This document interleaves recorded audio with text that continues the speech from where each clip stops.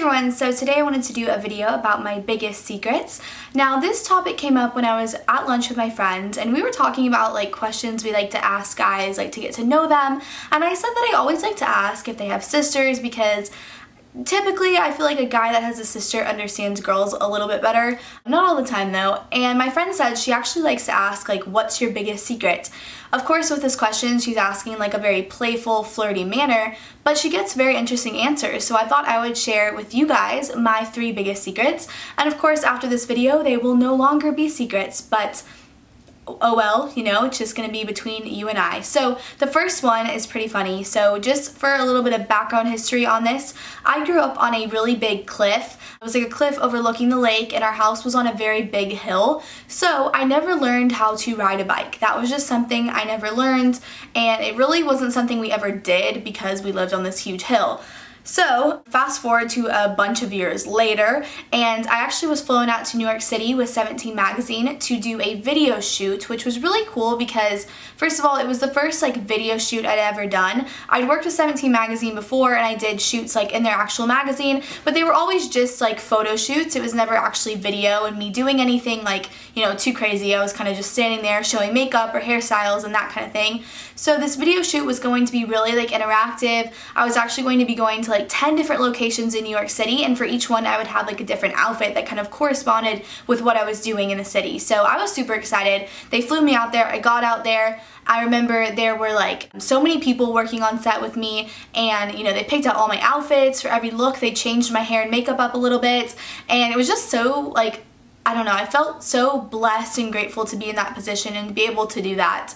So anyways, the shoot lasted like 12 hours. It was a super long day, but super fun nonetheless. I remember I went on a ferry actually in like these 5-inch heels, and people were just staring at me, just thinking I was crazy, like posing in these heels. And then of course like a huge camera crew was following me, so it probably looked like really weird. So we got to the very last shot of the day and the director explained what it was going to be. And basically I was going to be riding a bike through a flower shop in Brooklyn. And then I was supposed to get off the bike and then go into the flower shop, pick out a few of my favorite flowers, put them into my bike, and then ride off. And that was going to be the end of the video shoot, the end of like my little tour around New York City. Like I said, we had been filming all day. It was a ton of people, like all the crew was there, and I was starting to just feel very nervous because I knew I didn't know how to ride a bike.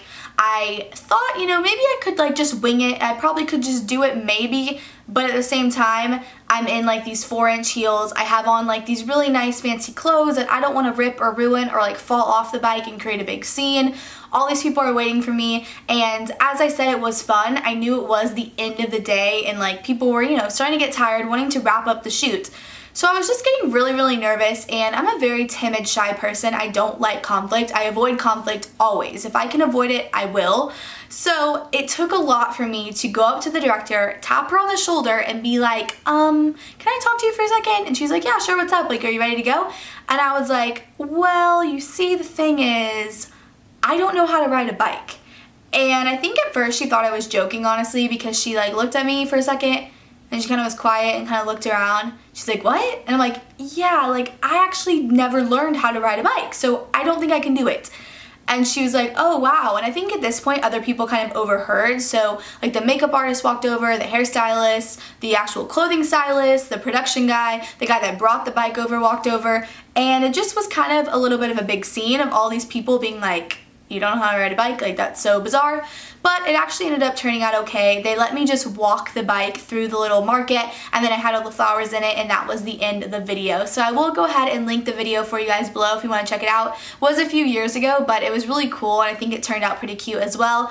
And I don't know, you know, that was kind of me facing my big fear of having to tell someone that I didn't know how to ride a bike, which I think like most people probably know how to ride a bike. So it was definitely embarrassing, but I'm sad to say that I have not learned how to ride one since. So I probably need to do that and like put it on my bucket list to actually learn how to ride a bike.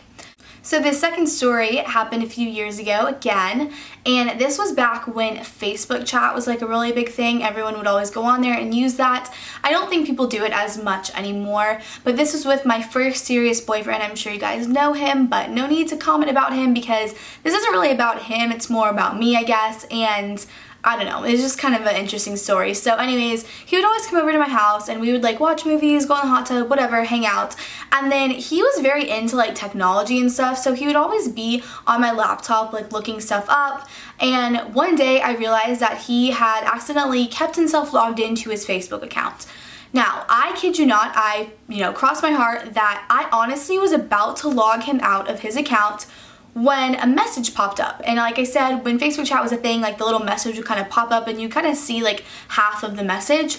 And it was from a girl that I had heard of. She didn't go to my school, but she went to another school, and I had heard she wasn't like that nice of a girl. I was kind of interested, like, why is she messaging him? Like, that seems weird. I didn't know they knew each other, whatever. Yes, I was curious about it, and I decided to open up his messages, read through them, and then make sure they were all unread, so then he wouldn't ever notice that I read through them.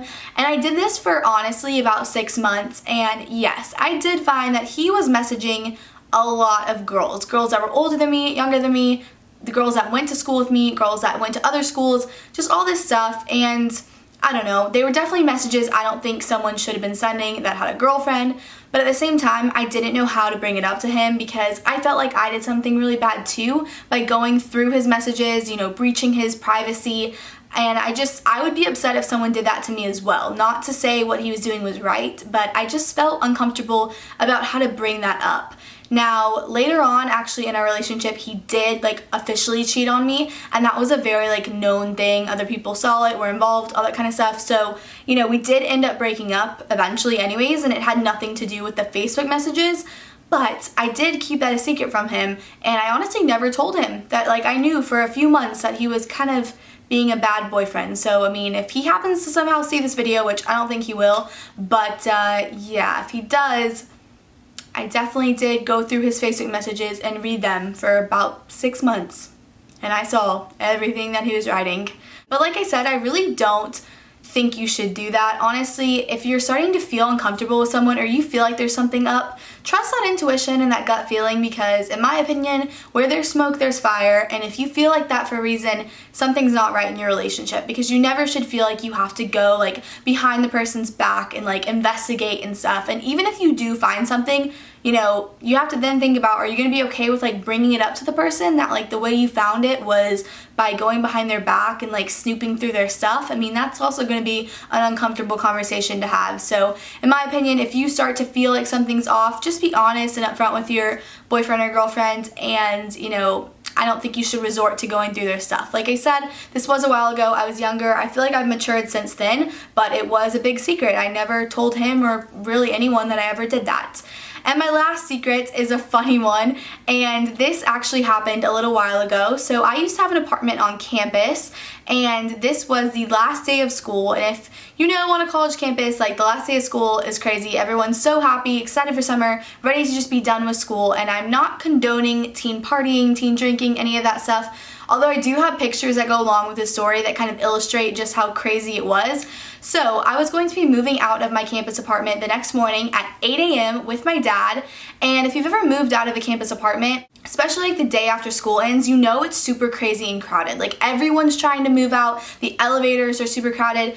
It's, really noisy and just like, it's kind of a chaotic mess, honestly. So my dad said, Megan, please do not go out tonight. Don't go out drinking. Don't stay out all night. Don't be super tired in the morning, because we need to focus and we need to move all your stuff out and have it go smoothly. And I'm bringing my friend with me so I can help you move and everything. And just please, like, don't do anything crazy tonight. And I said, yeah, okay, I won't, Dad. Now, of course, what did I do? I threw the biggest party in my little tiny apartment. My place was trashed. There was stuff everywhere. It was such a mess. Took a really long time to clean it up, honestly. Barely got any sleep. So the next morning I woke up, I was super tired. Just like moving sounded like a terrible idea, but 7:50 a.m., knock, knock, knock on my door. It was my dad and my little sister and my dad's friend that came to help move my, heavy furniture and stuff.